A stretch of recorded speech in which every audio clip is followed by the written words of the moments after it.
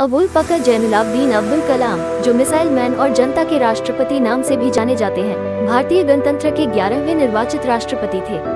वे भारत के पूर्व राष्ट्रपति, जाने माने वैज्ञानिक और अभियंता, इंजीनियर के रूप में विख्यात थे। उन्होंने सिखाया, जीवन में चाहे जैसे भी परिस्थिति क्यों न हो, पर जब आप अपने सपने को पूरा करने की ठान लेते हैं तो उन्हें पूरा करके ही रहते हैं। अब्दुल कलाम मुसल्दी के विचार आज भी युवा पीढ़ी को आगे बढ़ने के लिए प्रेरित करते हैं। इन्होंने मुख्य रूप से एक वैज्ञानिक और विज्ञान के व्यवस्थापक के रूप में 4 दशकों तक रक्षा अनुसंधान एवं विकास संगठन (DRDO) और भारतीय अंतरिक्ष अनुसंधान संगठन (ISRO) संभाला व भारत के नागरिक अंतरिक्ष कार्यक्रम और सैन्य मिसाइल के विकास के प्रयासों में भी शामिल रहे। इन्हें बैलिस्टिक मिसाइल और प्रक्षेपण यान प्रौद्योगिकी के विकास के कार्यों के लिए भारत में मिसाइल मैन के रूप में जाना जाता है। इन्होंने 1974 में भारत द्वारा पहले मूल परमाणु परीक्षण के बाद से दूसरी बार 1998 में भारत के पोखरान द्वितीय परमाणु परीक्षण में एक निर्णायक, संगठनात्मक, तकनीकी और राजनैतिक भूमिका निभाई।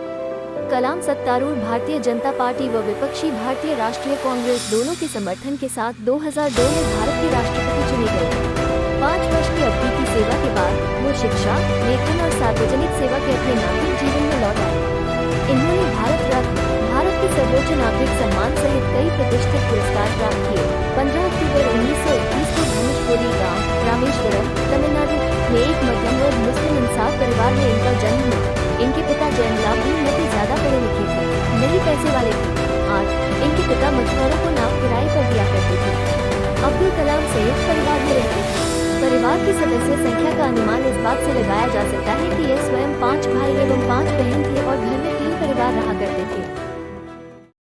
अब्दुल कलाम के जीवन पर इनके पिता का बहुत प्रभाव रहा। वे भले ही पढ़े लिखे नहीं थे, लेकिन उनकी लगन और उनके दिए संस्कार अब्दुल कलाम के बहुत काम आए। 9, 10, 5 वर्ष की अवस्था में रामेश्वरम की पंचायत के प्राथमिक विद्यालय में उनका दीक्षा संस्कार हुआ था। उनके शिक्षक यादुराई सोलोमन ने उनसे कहा था कि जीवन में सफलता तथा अनुकूल परिणाम प्राप्त करने के लिए 3 इच्छा, आस्था, अपेक्षा, इन 3 शक्तियों को भलीभांति समझ लेना और उन पर प्रभुत्व स्थापित करना चाहिए। 5वीं कक्षा में पढ़ते समय उनके अध्यापक उन्हें पक्षी के उड़ने के तरीके की जानकारी दे रहे थे, लेकिन जब छात्रों को समझ नहीं आया तो अध्यापक उनको समुद्र तक ले गए, जहाँ उड़ते हुए पक्षियों को दिखाकर अच्छे से समझाया। इन्हीं पक्षियों को देखकर कलाम ने तय कर लिया कि उनको भविष्य में विमान विज्ञान में ही जाना है।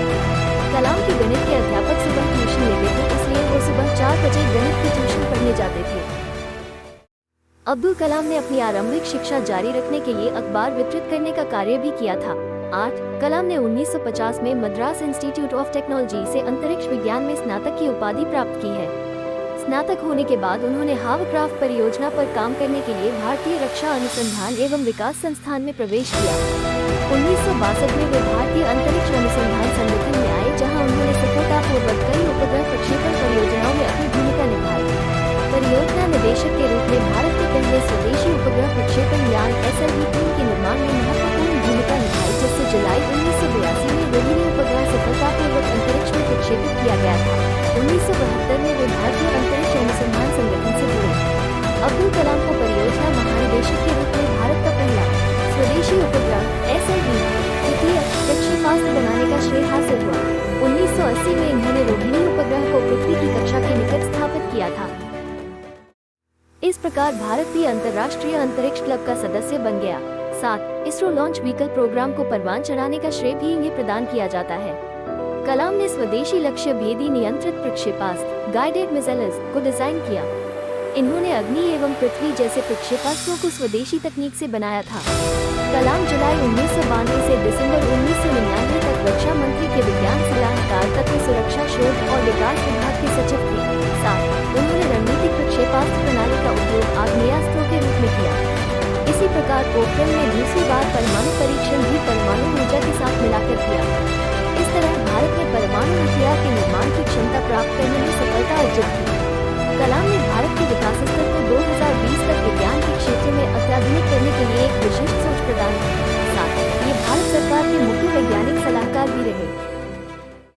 1982 में वे भारतीय रक्षा अनुसंधान एवं विकास संस्थान में वापस निदेशक के तौर पर आए और उन्होंने अपना सारा ध्यान गाइडेड मिसाइल के विकास पर केंद्रित किया।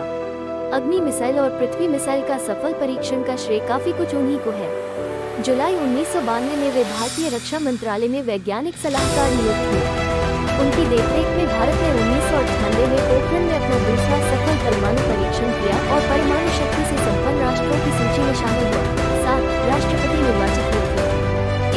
भारतीय जनता पार्टी समर्थित एनडीए घटक दलों ने अपना उम्मीदवार बनाया था, जिसका वाम दलों के अलावा समस्त दलों ने समर्थन किया। 18 जुलाई 2002 को कलाम को 90% बहुमत द्वारा भारत का राष्ट्रपति चुना गया था और इन्हें 25 जुलाई 2002 को संसद भवन के अशोक कक्ष में राष्ट्रपति पद की शपथ दिलाई गई।